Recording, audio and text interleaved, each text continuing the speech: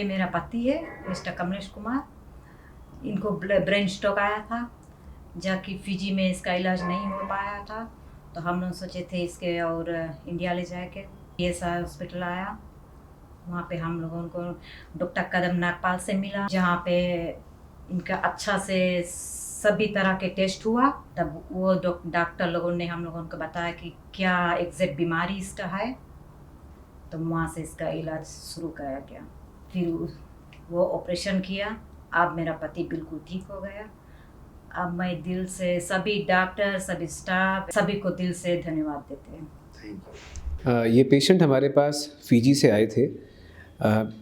जब हम लोगों ने इनको एग्ज़ामिन करा, इनसे बहुत डिटेल्ड एक हिस्ट्री ली, तो हमें पता चला कि इनको स्ट्रोक हुआ था 2021 में, और वहाँ पे प्रॉपर केयर ना मिलने के कारण ये बड़े ही he had lost all his hope that he would be getting an appropriate treatment for stroke. So he came here to India to PSRI to get himself evaluated.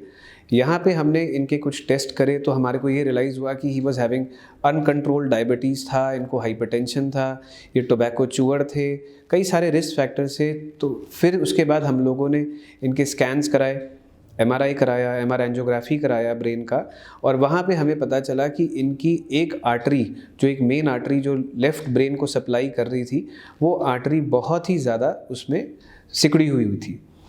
And the stenosis of the artery was close to 95% as per the MR angiography reports. पुराना जो इनको stroke हुआ था वो भी brain के उसी area में हुआ था, तब भी इनको लेफ़्ट साइडेड ब्रेन स्ट्रोक हुआ था। एंड बीच बीच में एक साल में इनको बार बार एक ऐसे एपिसोड्स हो रहे थे जहाँ पे इनको विजन लॉस हो रहा था एक आँख में, जिसे हम लोग अपनी भाषा में अमायरोसिस फ्यूगैक्स कहते हैं।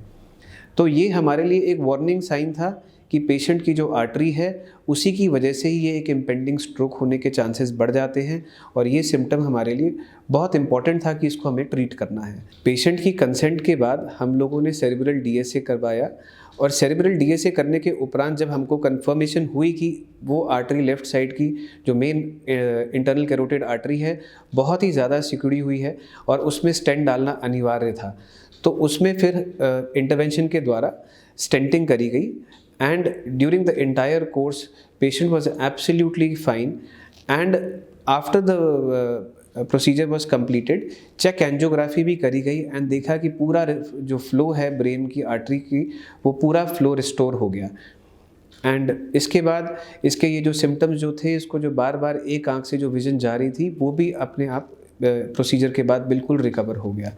पेशेंट आज की डेट में ब्लड थिनर्स पे हैं, and he is leading his normal life, and he is fit to fly to reach back his native place, that is Fiji Islands, and he is being told to come for a follow up, and we all hope that he just remains in the best possible way.